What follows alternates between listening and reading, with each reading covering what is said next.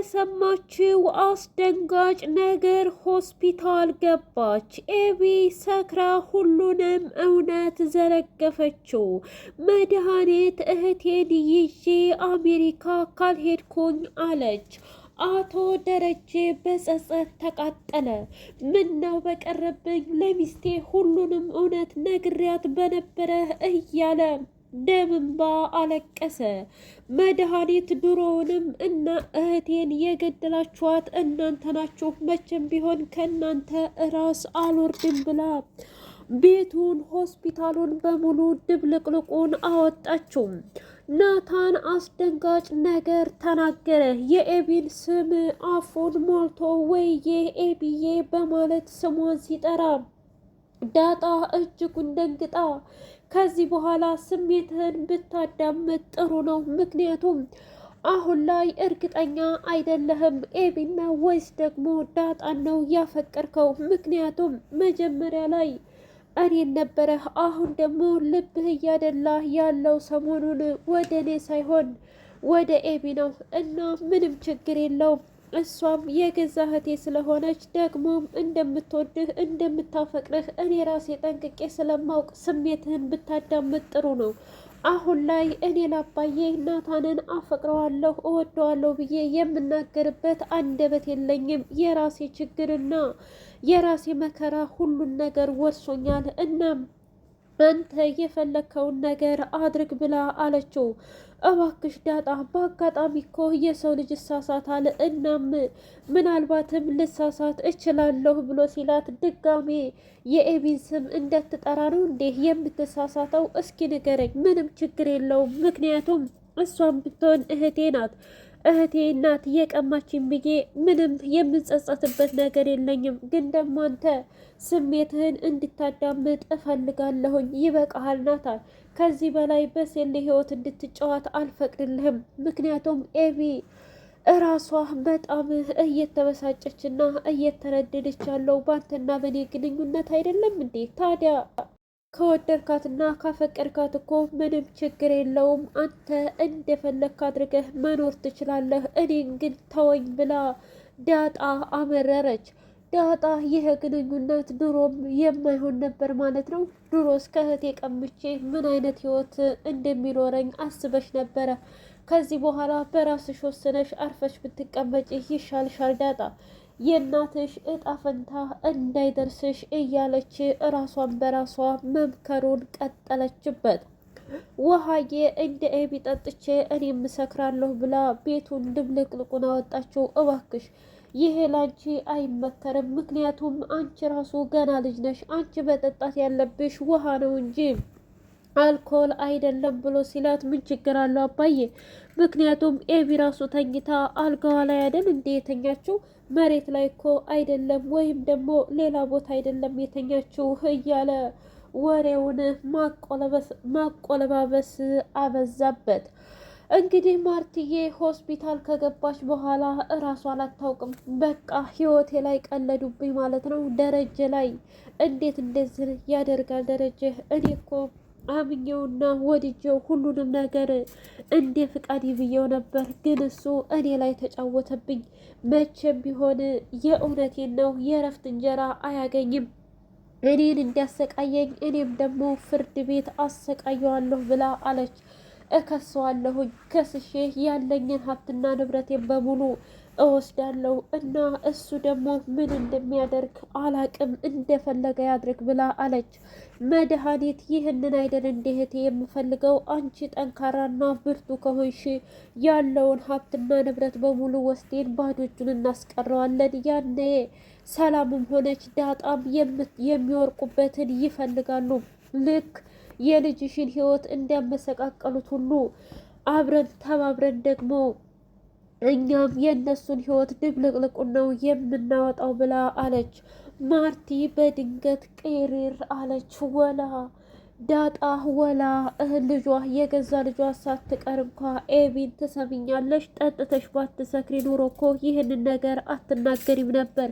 አሁን ግን ከዚህ በኋላ አብቅቷል ጨዋታው ብላ አለቻት። እማዬ እባክሽን እኔ ብዙ ጊዜ ልነግርሽ አስቤ ነበር፣ ግን ደግሞ በአባዬ ምክንያት ነው ብላ ስትል በቃ ስለዚህ በአባትሽ ምክንያት ከሆነ አባትሽ ገደል መግባት ትችያለሽ። እስኪ ንገሪ፣ እናትሽ ላይ ከአንድ አይሉት ሁለት ልጆች ተወልደው ዝም አልሽ አይደል? ለነገሩ ወንድም ተወዱ የለ እንዴ? ስለዚህ ያሰባችሁት ተሳክቶላችኋል። ከዚህ በኋላ ምንም የሚያሳስባችሁ ነገር የለም ብላ አለች።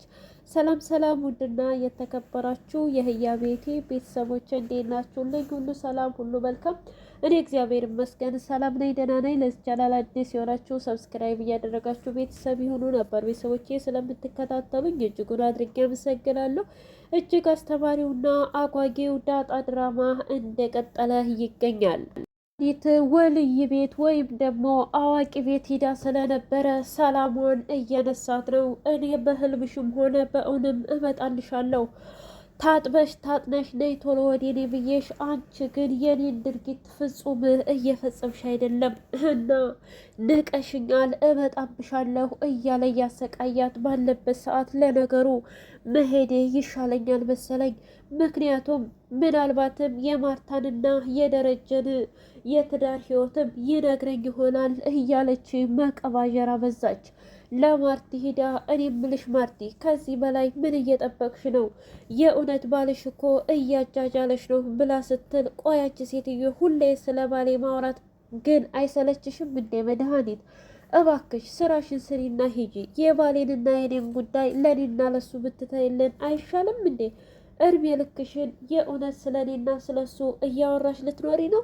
በቃ ተይ እስኪ ንገሪኝ፣ አንቺስ ብትሆኚ ለምንድን ነው የማሰሚኝ? ማለቴ ልጅሽ እኮ በዛ በቆንጅዬ በናታን ምክንያት እየተሰቃየች ነው። አይ ታዲያ ካልወደዳትና ካላፈቀራት ምን ያድርግ? እስኪ ንገሪኝ። እሱ የወደደውና ያፈቀረው እኮ ሌላ ማንንም ሳይሆን ዳጣን ነው አይደል?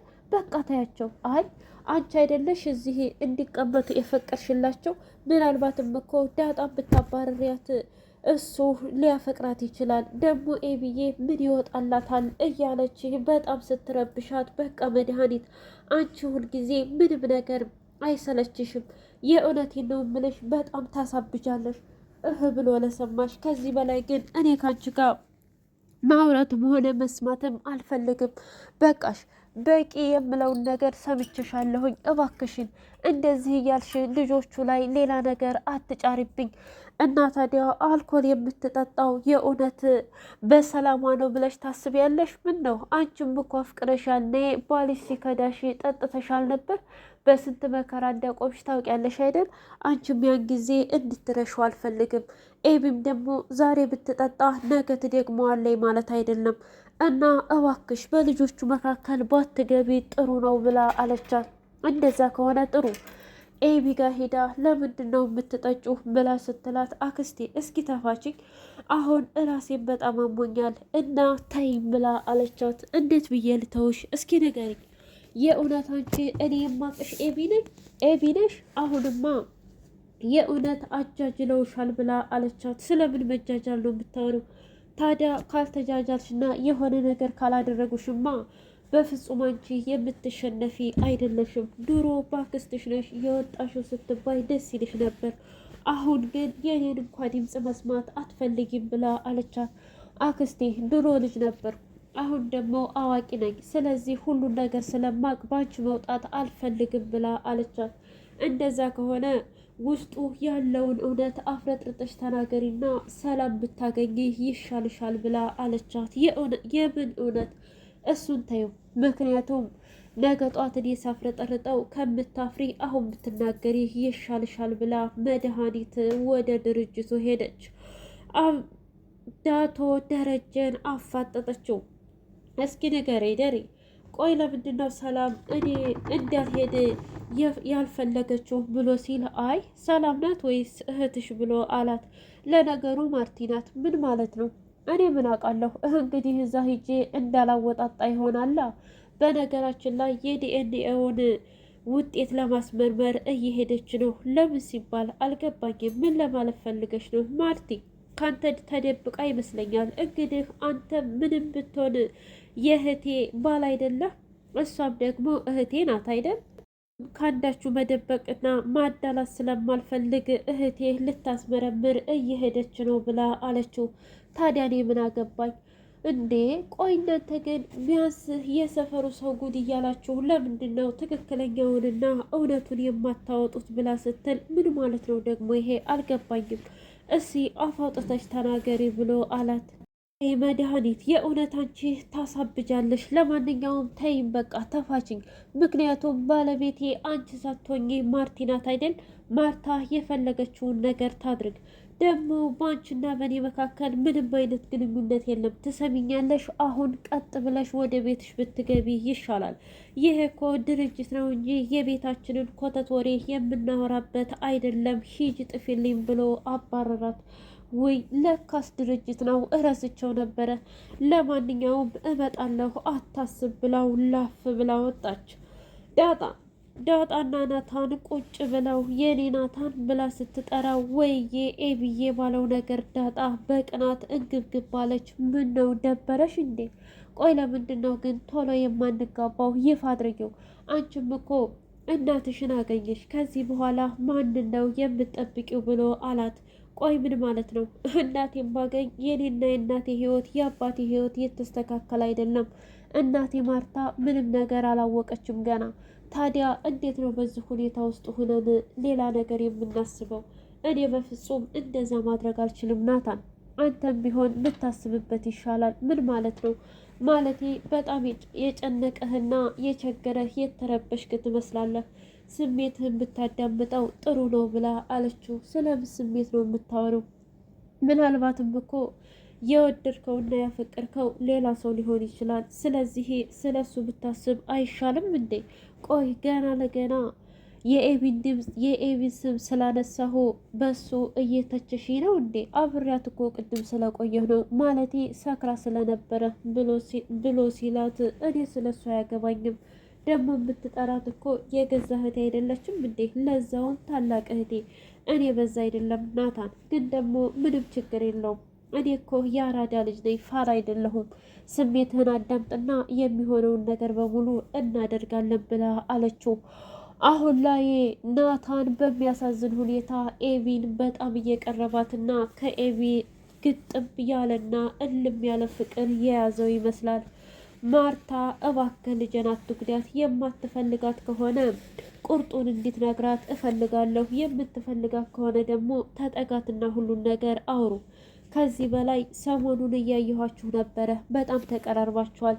ኤቢ ደግሞ ትንሿን ነገር ትልቅ እንደምታደርግ ታውቃለህ አይደል ናታን?